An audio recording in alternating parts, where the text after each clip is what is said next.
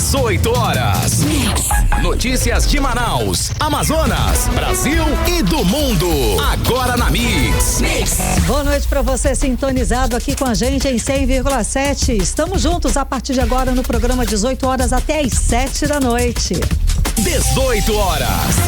E é claro, a gente aguarda a sua participação pelo WhatsApp 994-887592. A gente quer saber o que você pensa, a sua opinião a respeito dos assuntos que a gente aborda aqui no 18 horas. E claro, você também pode sugerir um assunto novo. Está valendo também a sua participação para você que nos acompanha ao vivo pelo WhatsApp e pelo YouTube. Manda a sua mensagem de texto. 18 horas. E vamos aos destaques de hoje. Presidente Lula sancionou hoje a lei que regulamenta a reforma tributária. Polícia Federal faz operação em Manaus contra esquema criminoso de venda de carros de luxo. E vamos saber como os deputados federais do Amazonas usaram o cotão em 2024. 18 horas. Esses e outros assuntos, os destaques do dia, a partir de agora para você aqui em 100,7, no programa 18 horas de hoje, quinta-feira, dia 16 de janeiro de 2025. 18 horas.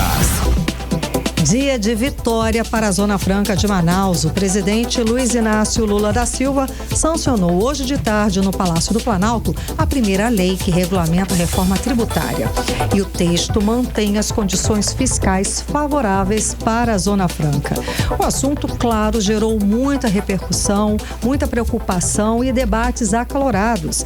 A bancada amazonense se desdobrou para explicar e defender o modelo econômico e a importância para o progresso da região.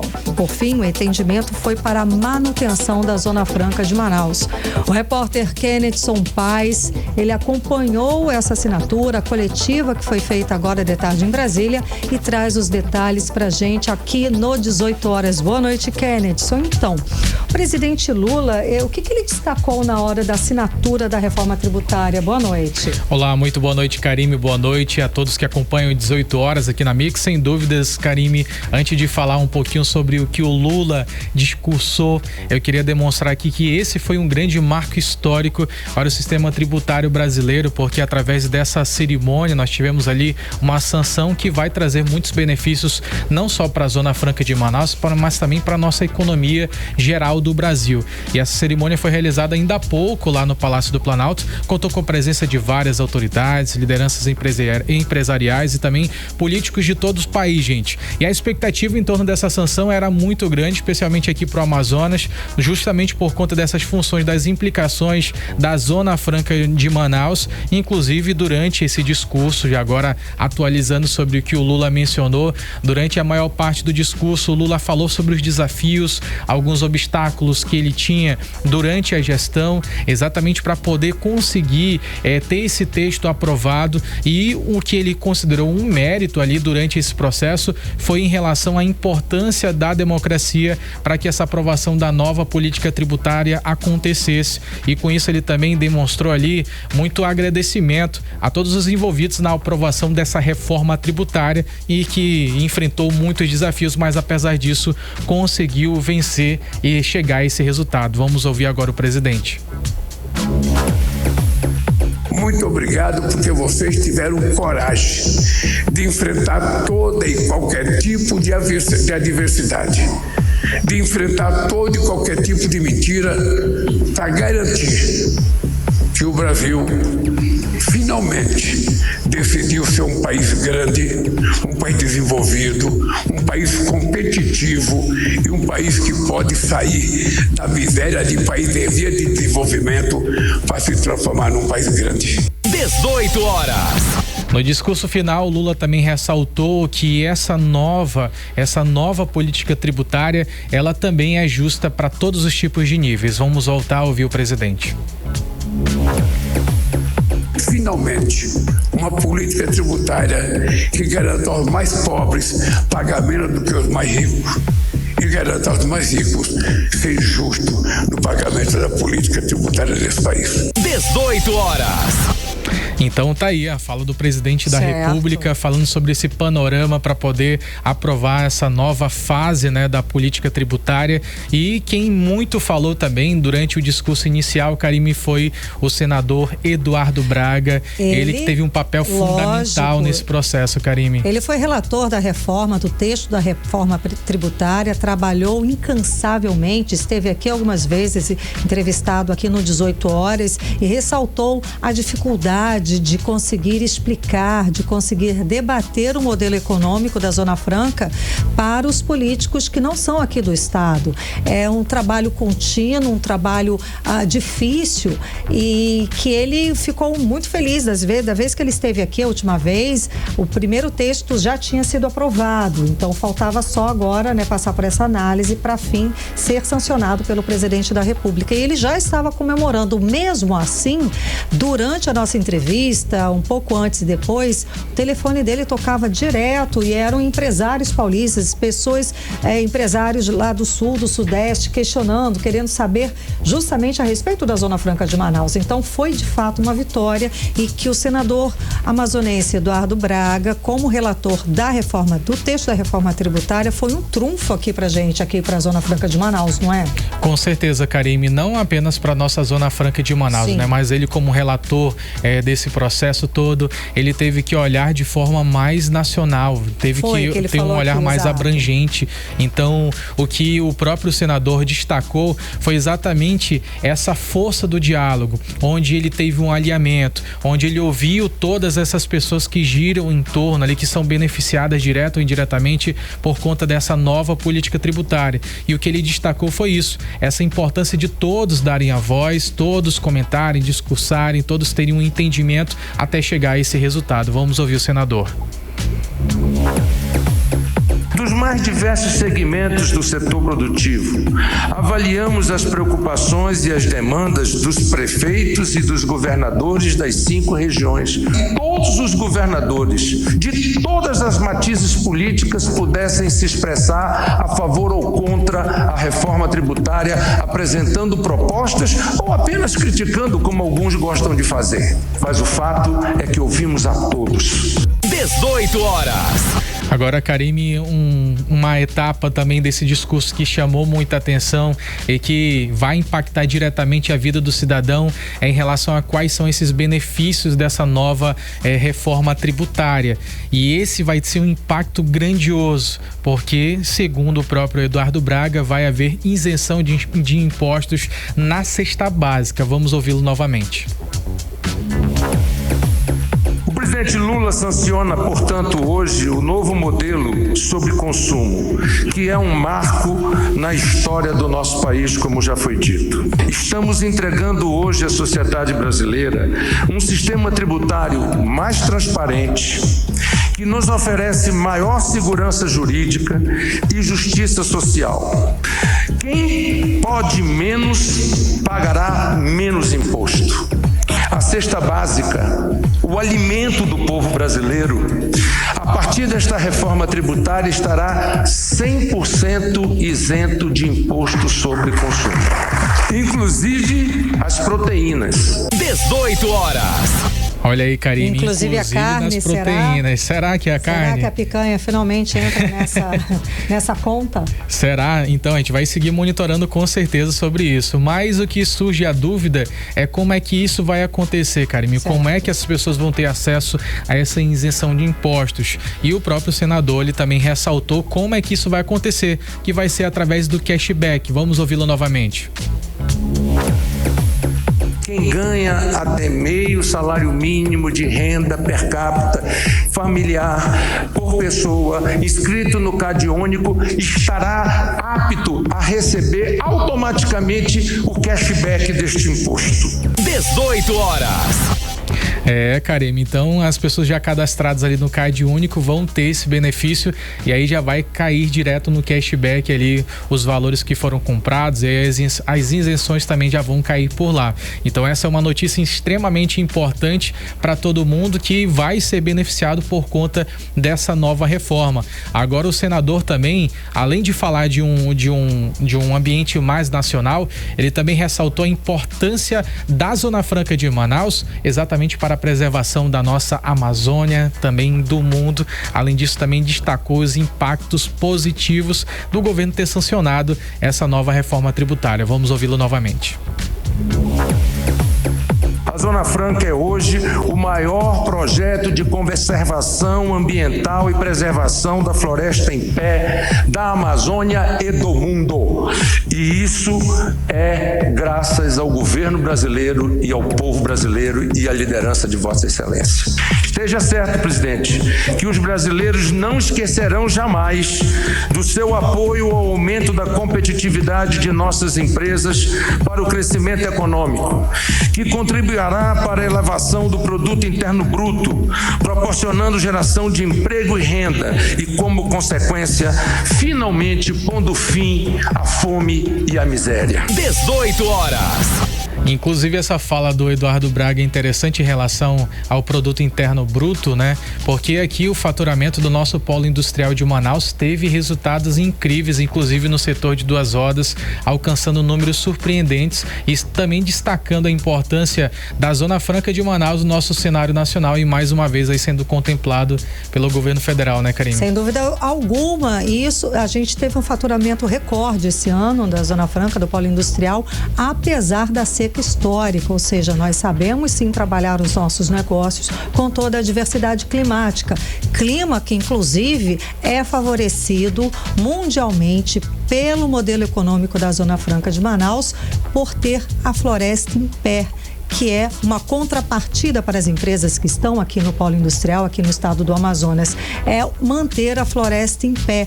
Então, é um modelo econômico sustentável de maior êxito que existe assim pelo mundo. A gente pode falar isso tranquilamente.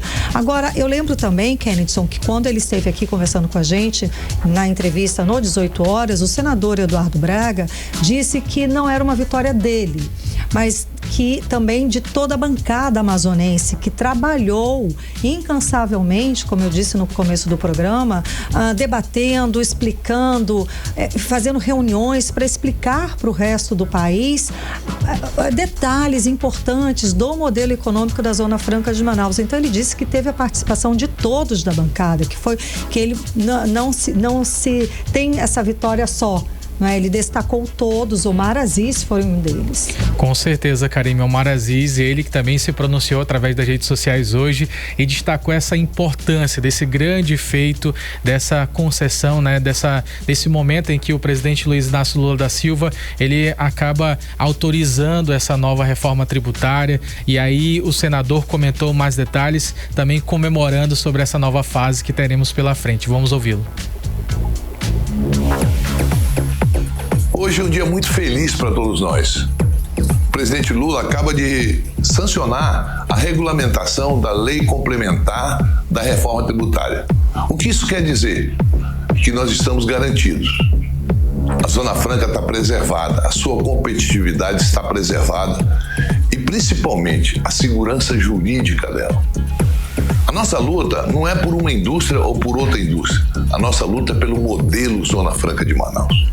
É esse o papel que nós desempenhamos. Esse é o meu papel, é o papel de todos os parlamentares. Quero aqui parabenizar o senador Eduardo Braga pela belíssima relatoria que fez. Mas principalmente agradecer a todos aqueles que confiaram nessa bancada. A bancada foi muito firme, uma bancada pequena, mas atuante, que deu a competitividade necessária para manter essas indústrias, trazer novas indústrias, gerar mais emprego e mais distribuição de renda, que é a luta de todos nós. Obrigado, presidente Lula. Muito obrigado mesmo por ter sancionado. E aquilo que o senhor assumiu com o povo amazonense, com os políticos aqui do estado do Amazonas, principalmente comigo, que o senhor não ia prejudicar em 1 centímetro da Zona Franca, hoje, com a sanção, o senhor está cumprindo mais uma etapa de compromisso que o senhor sempre teve com o nosso estado e que tenho certeza que continuará tendo. Muito obrigado ao presidente Lula, muito obrigado ao ministro Haddad e a sua equipe econômica, mas principalmente, muito obrigado a Deus por me manter num momento histórico para a Zona Franca de Manaus. a nossa segurança jurídica está garantida, a nossa competitividade está garantida, a Zona Franca vai continuar firme e forte, gerando emprego, distribuindo renda e trazendo novos investimentos. 18 horas.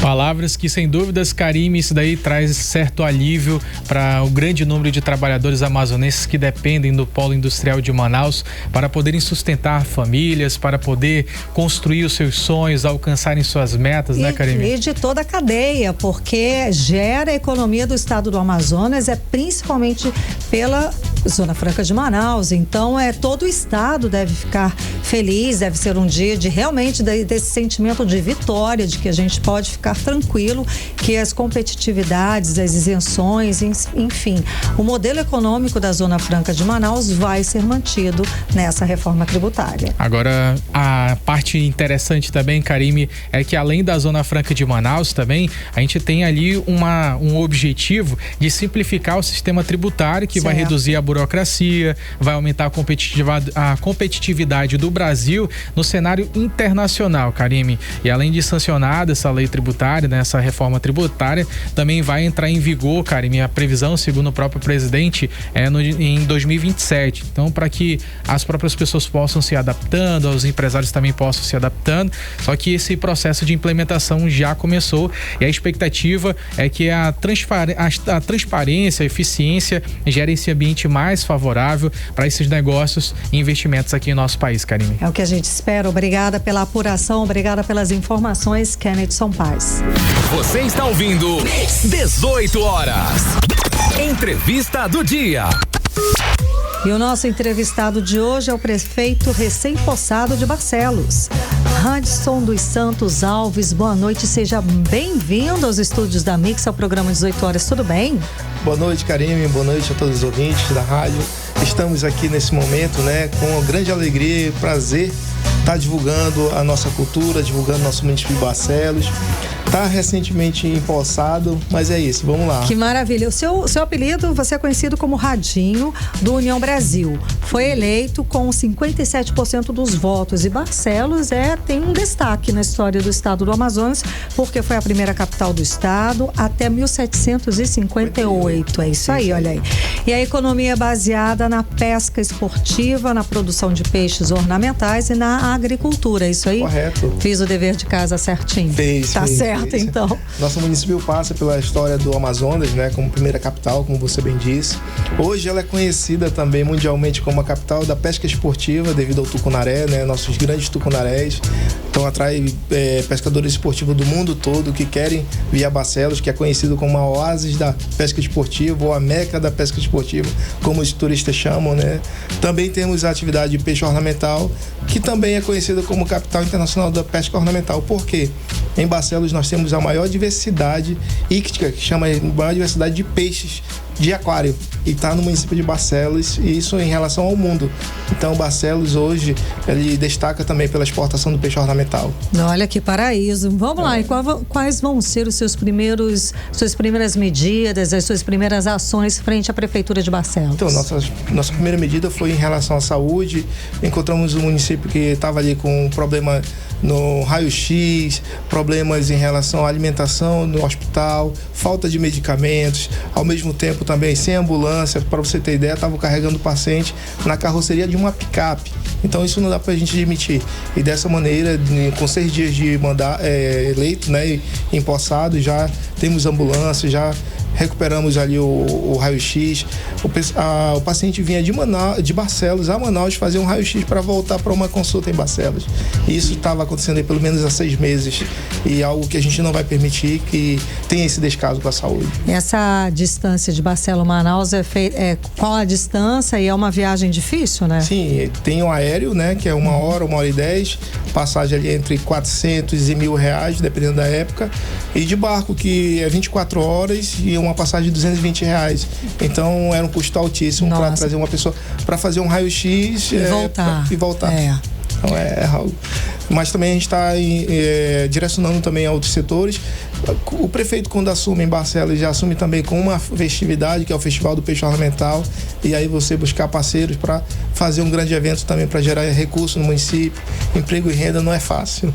Agora, prefeito, como o senhor falou sobre, né, essa pesca esportiva, essa diversidade de peixes lá em Barcelos, eu queria saber também qual é que está sendo o investimento no turismo, qual é a infraestrutura que está sendo montada para atrair o maior número de turistas. Sim, nesse momento nós estamos apoiando os 2 peixes, né, na ordem de R$1 milhão para as 2 agremiações. Ao mesmo tempo, nós estamos trabalhando a questão da infraestrutura do município, que quem conhece Barcelos nos últimos anos percebe que Barcelos está carente de infraestrutura, mas ao mesmo tempo a gente já está trabalhando os convênios estadual e federal para que nós possamos ter recursos e assim, ser uma cidade turística boa para o turista, mas principalmente ser boa para a população de Barcelos.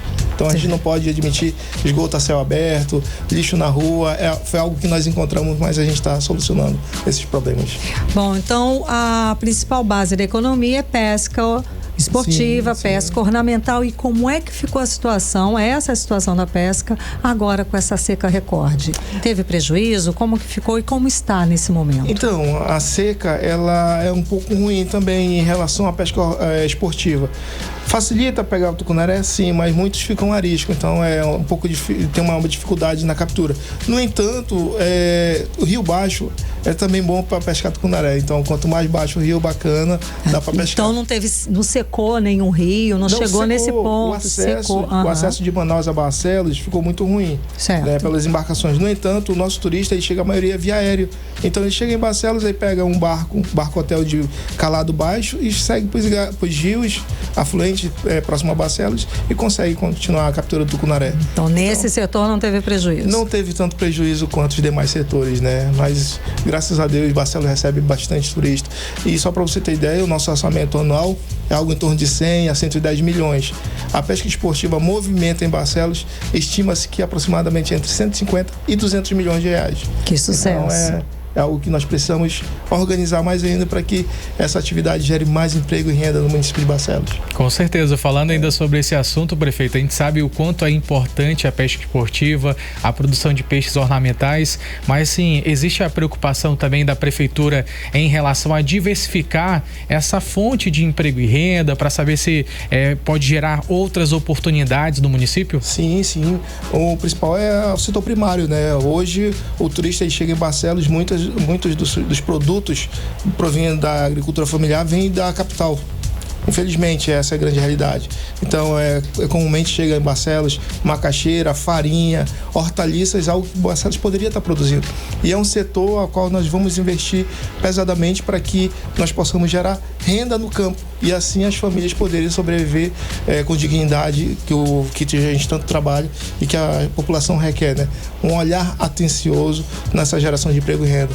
Barcelos é muito carente de emprego, então nós precisamos criar essas novas frentes. Certo. Agora, vamos falar do festival, né? Você falou que já chega no meio desse festival para organizar, para procurar parceiros. Qual a expectativa, qual a dificuldade? Conta pra gente. Então, a dificuldade é que a gente pega um orçamento reduzido, um orçamento de uma gestão anterior. No entanto, a gente busca os parceiros e pela primeira vez, um prefeito eleito, mesmo não assumindo, nós fizemos o lançamento do Festival do Peixe Ornamental no dia 17 de novembro. E naquele momento nós já repassávamos recursos para que os peixes pudessem trabalhar antecipadamente. Isso graças às parcerias, né? As empresas de pesca esportiva local. E aqui se pode falar, eu vou falar. Claro. A Juliana Tour, né? A Bela Farma. Que nos apoiaram nesse primeiro momento. Agora tem outras empresas entrando, como o Comandante Natal, RM Engenharia. Então, assim, são uma série de empresas que estão nos apoiando para que possamos fazer um belíssimo festival. O senhor falou que chegou com vários problemas à prefeitura. Sim. É uma das 12 cidades que decretou estado de uma situação delicada por causa da economia. Nós temos uma lista aí de 12 ou 15 cidades no interior do estado. Eu acredito que eu vi 15 alguém divulgando. Sim. Eu acredito, na verdade, seria a 16ª, porque está saindo entre hoje e amanhã também a nossa situação. O senhor está analisando essa situação. Sim. E também pode entrar com essa situação de emergência financeira. Financeira, principalmente. Porque eu sempre digo, lá em Barcelos, a pesca esportiva ela tem uma taxa. R$300 o turista paga. E essa taxa era para ter ali, estimando tanto o público que vai capturar o tucunaré, o turista, assim como as pessoas que participam no conselho, estimavam que tinha algo em torno de R$3 milhões nessa conta. E só para você ter ideia, tinham apenas R$2.000 nessa conta. Uau. Então, essa é a grande realidade que a gente encontra em Barcelos. Principalmente nessa conta, né? Porque teve municípios com situação do cemitério estar completamente debaixo de mato, de ter que revitalizar cemitério, edifícios, prédios do município. Quem acompanha as minhas redes sociais e da prefeitura pode ver que lá o gabinete do prefeito é impossível atender as pessoas. É parede cheia de fungo, é gotejando, banheiro sem assento na prefeitura, caindo a parte do teto lá. Então, assim, é algo absurdo que não dá pra gente admitir. Essa é a grande realidade que nós encontramos.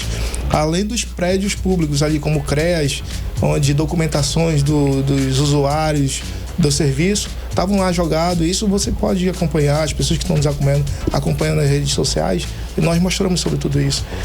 Lixão aí que já vem um problema ao longo dos anos, mas nossa cidade aí ficou no lixo nos últimos dias. Foi algo absurdo. Mas, infelizmente, a pessoa pensa que finalizou a eleição, deixou de ser gestor. Não, o gestor deixaria de ser dia 31 de dezembro. Então, teria que continuar os serviços essenciais, principalmente, e não continuaram. Mas, então, o senhor está avaliando, fazendo as contas e vai entrar também com esse decreto de situação de emergência financeira? Sim, isso aí é fato. É o que a gente está esperando, que nos próximos dias, até fechar novembro, vários outros municípios também estão fazendo esse balanço. Sim, sim. E é interessante justamente para a gente mostrar para a população que nós queremos fazer, no entanto, tem essa problemática. E aí é algo que a nossa equipe financeira quanto o nosso jurídico estão fazendo. Vamos seguir falando de coisa boa, né, Kellyson? Vamos lá, vamos falar mais do festival, com a expectativa de público. Vamos lá, prefeito. Eu estou, assim, surpreso pelo movimento que está acontecendo em relação ao festival. Inclusive, vários artistas perguntando sobre Barcelos, influencers, né, perguntando, e aí, como é que é? Vamos chegar a Barcelos? Não vamos? E isso tem se tornado, assim, algo rotineiro para nós. Porque a gente vem trabalhando com o planejamento do peixe ornamental. O Festival do Peixe Ornamental, em alguma época, já chegou a ser o segundo festival, o maior festival do Amazonas. Uhum. É isso. No entanto, a gente está lá atrás agora por tudo que vem acontecendo. Mas temos 4 anos aí para tentar resgatar e, quem sabe, chegar aí em terceiro e segundo também como o maior festival no estado do Amazonas. Claro, Parintins não tem como competir. Todo mundo gosta, não tem problema, né? Esse primeiro lugar. O Festival de Parintins, assim, para os parintinenses é algo que é deles, eles não abrem mão de nada. E eu posso dizer que o barcelense é da mesma forma. E o barcelense é acolhedor. Então, o turista que chega a Barcelos para vivenciar o peixe ornamental, que é a disputa entre a caradisco e cardinal, que são 2 espécies ornamentais, o pessoal vai ser bem acolhido. Então, a população faz questão de recepcionar o público que chega a Barcelos. É bom, porque aí não esquece, né? E volta. Agora, tem atração nacional, tem uma expectativa de movimento de turistas? Temos. Barcelos aí espera pelo menos aí uns 10 mil turistas para o festival. Teremos atrações nacionais, né? Como na sexta-feira, na quinta-feira, na Festa do Visitante, teremos ali Marília Tavares, que está estourando aí, né? Nas plataformas, né? No sábado, nós teremos, após a apresentação de A Caradisco e Cardinal, o cantor João Gomes. E no domingo, vamos encerrar na Praia Grande, que é uma praia que fica em frente a Barcelos, com o Pichote, ali no final da tarde, um pagode, um samba para quem gosta. Então, teremos essas atrações nacionais lá. Só sucesso, só coisa boa. Vamos lá, convida o público de quando começa, de quando a quando, o horário, vamos lá. Então, convidamos a todos os nossos ouvintes, aí, as pessoas que estão acompanhando pelo YouTube, não é isso? Também. O festival acontece no último final de semana do mês de janeiro. E aí, por coincidência, esse ano emendou janeiro e fevereiro. Então, ele acontecerá de 30, na quinta-feira, 30 e 31 de janeiro, 1º e 2 de fevereiro do ano de 2025. E aí, já convidamos a todos para participarem conosco do Festival do Peixe Ornamental, que será o maior festival de todos os tempos em Barcelos. Prefeito, você falou agora, o pessoal que está acompanhando a live do YouTube, pois é, moradores de Barcelos estão mandando um oi para você, prefeito eleito. Bacana. Olha aí, a Nilza Araújo, João Lemos, Adailton Santos, Carol Moreno, Catiane Rocha, Kete Garcias, todos deixando comentário na nossa live, mandando um oi pro prefeito Radisson dos Santos Alves. Olha que Radinho, legal. Né? O Radinho, vai lá. O Radinho, o Radiante, né? O pessoal fala. Tá, mas ótimo. É isso. Um abraço também a todos vocês. ter a parceria, ter a confiança de vocês é importante para nós continuarmos trabalhando, buscando sempre o melhor de Barcelos. Muitíssimo obrigada pela sua presença, conversando com a gente. Eu que agradeço, Karime, a toda a equipe, e que Deus abençoe, e esperamos vocês também em Barcelos. Nossa, maravilha. Vamos, muito curiosa. Nós queremos ir, né, Queremos Karime? ir, com certeza. Vai ser um festival maravilhoso. Vamos lá. Obrigada, sucesso. Todos nós. Conversamos com o prefeito de Barcelos, Radisson dos Santos Alves, o Radinho. 18 horas.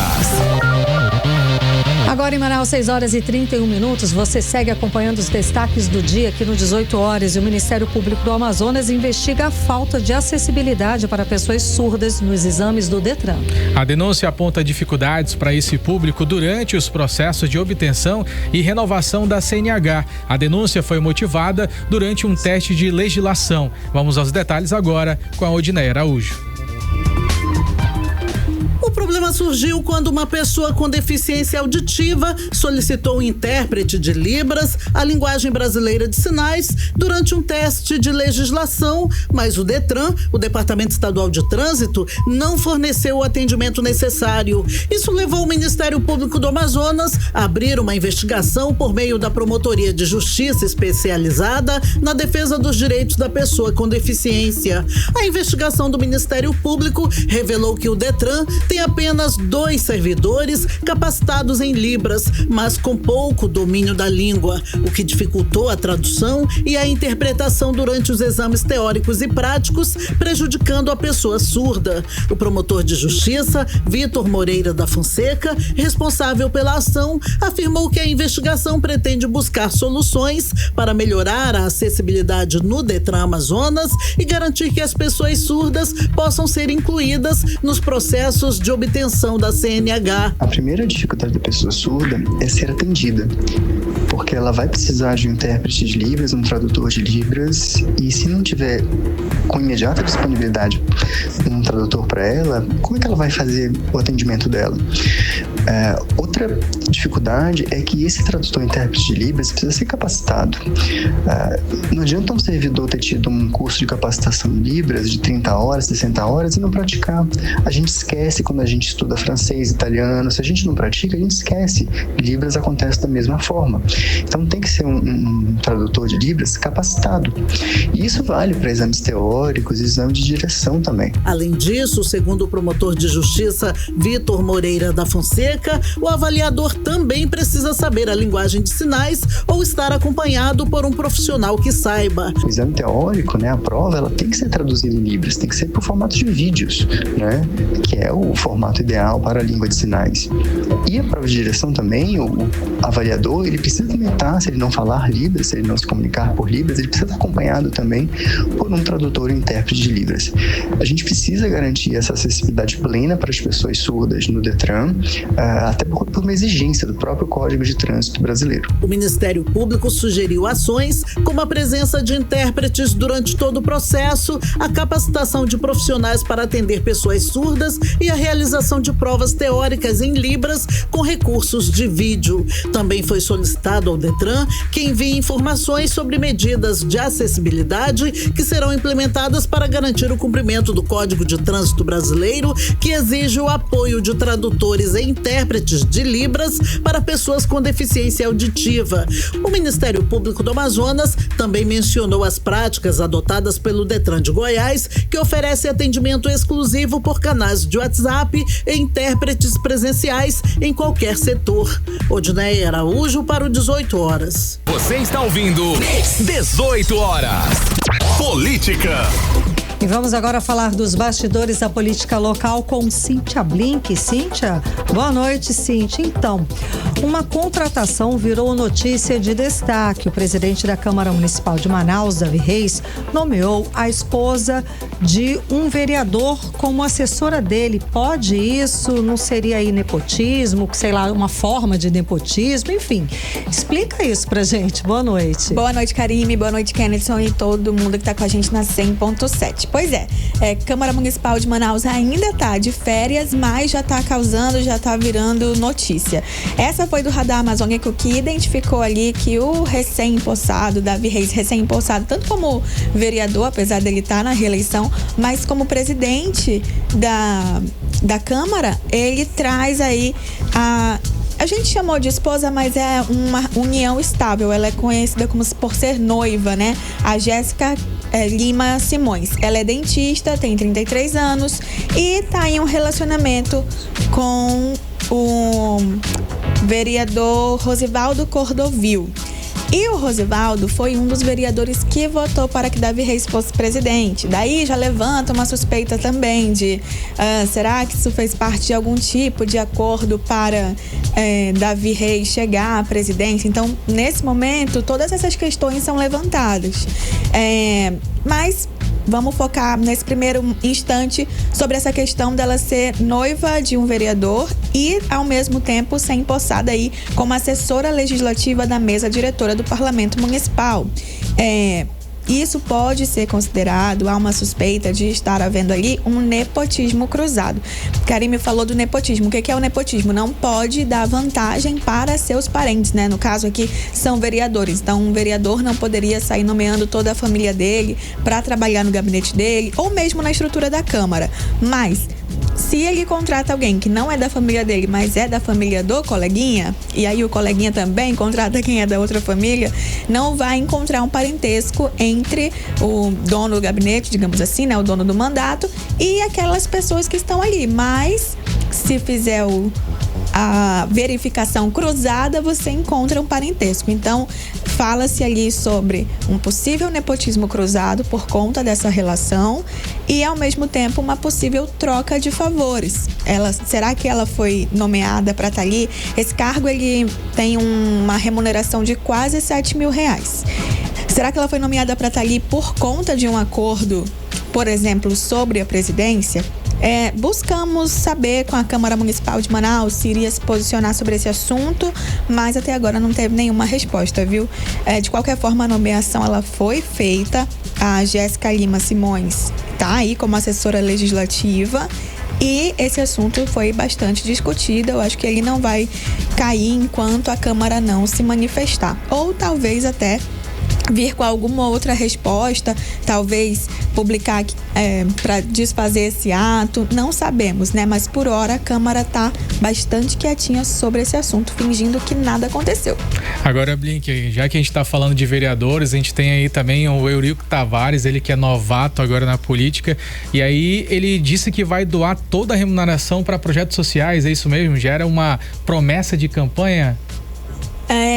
Ele falou que vai doar ele fez vídeo, fez tudo aí dizendo que sim, que ele fará a doação de todo o salário dele. Aí fica uma questão que tudo bem, você vai doar todo o seu trabalho para projetos sociais. E o que vai ser seu salário? Qual que vai ser sua remuneração? Por que você pode abrir mão desse salário? E a outra coisa é para onde exatamente vão, né? Para onde exatamente vai esse salário? São projetos sociais, mas qual específico e tudo mais? Primeiro, vamos ouvir o vereador Eurico Tavares. Meu salário será integralmente doado a partir do meu primeiro mês de mandato na Câmara. A decisão foi tomada por mim e será mantida até o fim. O valor será encaminhado para quem precisa dele, para quem tem projeto nas comunidades, que está ali diariamente lutando pela dignidade dos moradores dos bairros, tirando jovens da criminalidade por meio do futebol ou de tantas outras formas. 18 horas. Então nós ouvimos aí o vereador Eurico Tavares, ele está no primeiro mandato dele e ele falou aí, né, que vai simplesmente doar todo o salário. A gente está falando de R$26 mil para projetos sociais. Daí beleza, ele abriu mão do salário dele, então ele vai viver de quê? A assessoria explicou que ele empreende nos ramos industrial, imobiliário e na produção de eventos. Então o dinheiro dele não vem do mandato, o dinheiro pessoal dele vem desses empreendimentos aí, nesses ramos que ele tem. Agora, sobre a seleção de quem que vai receber, quem não vai, por exemplo, tenho aí uma instituição, posso chegar com o vereador e dizer, vereador, já que o senhor não quer o seu salário, aí vai ser muito útil aqui.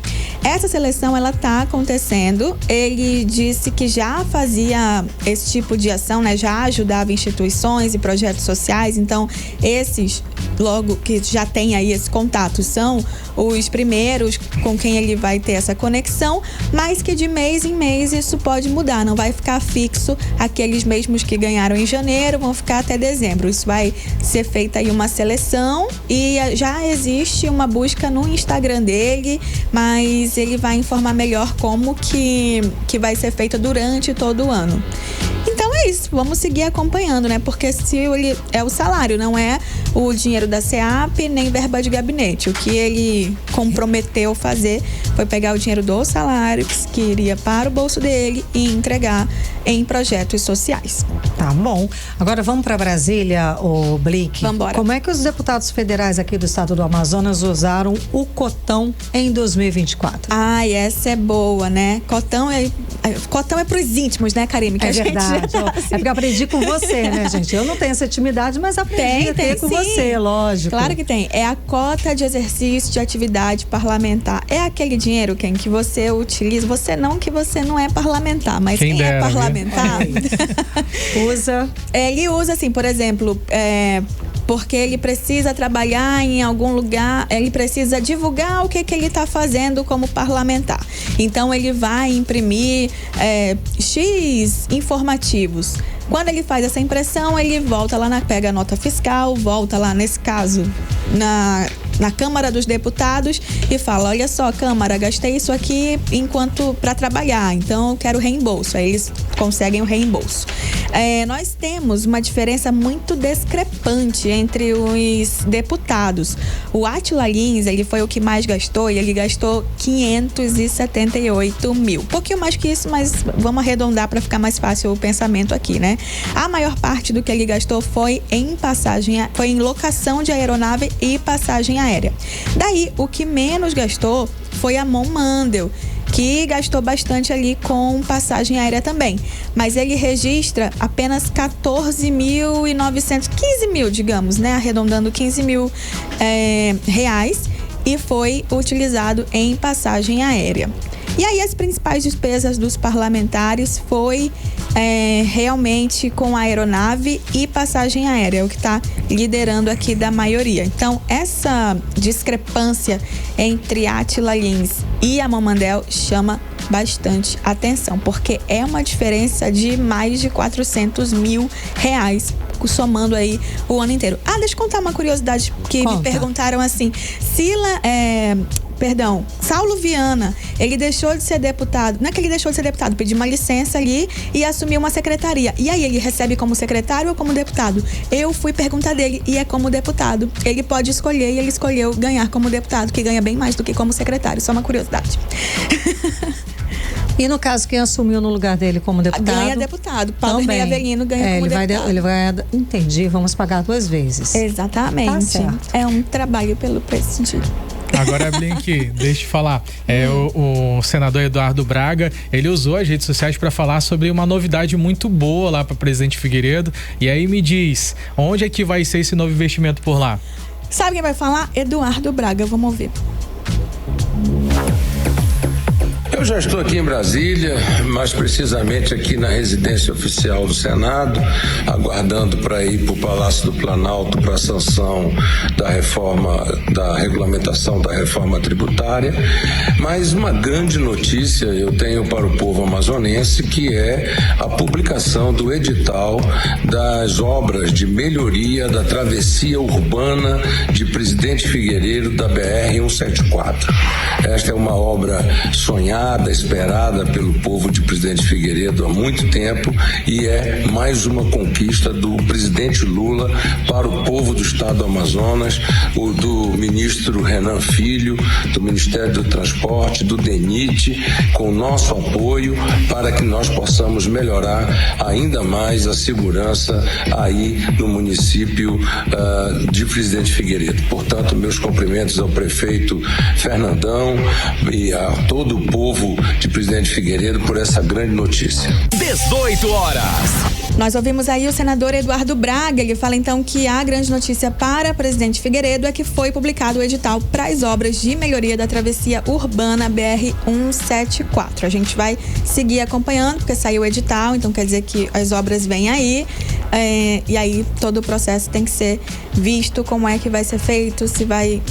Esse é um passo para sair do papel, né? Já tem o edital, quer dizer, estão em busca da empresa que vai fazer o trabalho. Então, aparentemente, teremos aí melhorias na travessia urbana da BR-174. Exato, mas toda melhoria é bem-vinda, né? Blink, agora o ex-deputado Marcelo Ramos também usou as redes sociais, mas para falar de toda aquela problemática do Pix ainda, né? Sim. Ele revelou para você, ele falou exclusivamente para você, que pretende estar nas urnas em 2026 também. Exatamente, porque a gente vai falar de uma coisa, já aproveita, já fala de outra, né? Você tem ali o contato, você precisa de pauta em janeiro.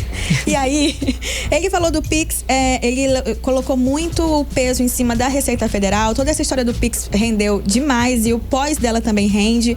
Então ele veio falar, explicar o que de fato aconteceu e colocou muito a culpa em cima da Receita. Falou que houve um problema de comunicação do governo, sim, mas também ninguém gosta e nem merece pagar imposto, em especial quando é a classe média, que ele chamou de classe média média, porque a classe média, ela já paga muito imposto redundantemente, né? Ela paga o imposto normal quando é pro leão, mas ela também paga porque ela, ao mesmo tempo que paga o imposto, paga a escola do filho, que está estudando na particular. Paga plano de saúde. Mas paga plano de saúde. Então, ele já tem, já é duplamente... exatamente, né? Duplamente calculado taxado, ali nele assim. essas taxas todas, porque ele quer viver uma vida melhor, mas ele tá no limite de poder ter essa vida. Então, nada para ele é fácil. Então, ele quem praticamente sustenta o Brasil. E aí, eu perguntei para ele porque assim, o que a gente viu, né? Marcelo Ramos dizendo que ele não queria papo com política, mas veio para candidato a prefeito porque foi um pedido do presidente Lula. E aí não tem como negar. Ok. Mas ele continua se posicionando, continua falando do Pix, continua, né, se fazendo presente ali nas redes sociais. Como o quê, Karime? Como um candidato, não é mesmo? Exato. E aí eu perguntei, 26 o senhor vem por aí? Ele falou que ele pretende ser candidato a senador. Ele disse que não vai fazer disso a coisa mais relevante da vida dele, mas que ele tem sim essa ambição de virar senador da República pelo Amazonas.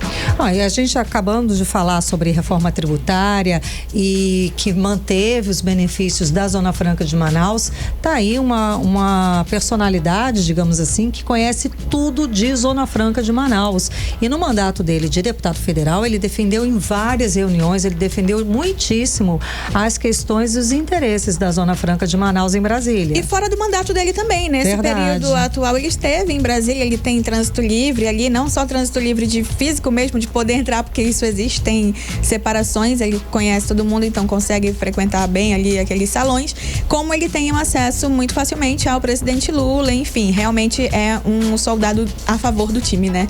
E mesmo fora do mandato, mesmo fora de campo, digamos assim, mas ele pôde interagir ali e fazer a parte dele. E aí ele tem essa ambição de virar senador. Vamos ver o que acontece em 2026. 2026 já está aí, né? Obrigada, Blink, pelas informações. Obrigada, trago mais informação para você amanhã. 18 horas. Previsão do tempo. E segundo informações do Climatempo para amanhã, sexta-feira, a previsão é de chuva forte na parte da manhã, sol e diminuição de nuvens de tarde. De noite também não há previsão de chuva. Mínima prevista 24 graus, máxima pode chegar a 29 graus. Chances de chuva são de 73%. E a umidade relativa do ar fica entre 77% e 93%. 18 horas. Vamos saber sobre a cota do Rio Negro no Porto de Manaus agora com Kennethson Paz. O Rio Negro subiu 11 centímetros de ontem para hoje e nessa quinta-feira está em 20 metros e 90 centímetros. Você está ouvindo 18 horas. E a Polícia Federal e a Receita Federal amanheceram nas ruas de Manaus com a Operação Crédito. O alvo, um esquema milionário de fraudes fiscais envolvendo a compra de carros de luxo avaliados em mais de R$500 mil. A ação também aconteceu em Manacapuru e no Rio de Janeiro, cumprindo 15 mandados de busca e apreensão. De acordo com as investigações, cerca de 15 milhões de reais teriam sido movimentados ilegalmente. Kennedson Paz, você está acompanhando essa situação, acompanhou o desdobramento dessa operação hoje aqui em Manaus, traz os detalhes agora pra gente. Então, como que o esquema funcionava, Kennedson? Karime, algumas pessoas, elas utilizavam, pessoas físicas, elas usavam CNPJs de empresas fantasma para conseguir aqueles descontos fiscais nas compras de veículos. E aí depois os carros eles eram registrados no nome dessas empresas e repassados para os compradores finais. Só que eles não avisavam a instituição bancária. O que é que acontecia? O mais grave é que esses gerentes e também os funcionários das instituições financeiras e também da concessionária estariam ali envolvidos em todo esse esquema, aproveitando as brechas na legislação que concede benefícios fiscais para as empresas. Karime. Certo, Kennedy. Só agora, na coletiva de imprensa que teve hoje, o delegado regional da Polícia Federal aqui no Amazonas, Sávio Pinzon, disse que a operação está só começando. Isso é só o começo das investigações, ou seja, tudo pode ser pior ainda do que já foi revelado. Com certeza, ele trouxe pra gente exatamente um panorama sobre o que aconteceu, o que foi investigado pela Receita Federal e também pela Polícia Federal, e a gente vai ouvir agora o delegado Eduardo Zizon.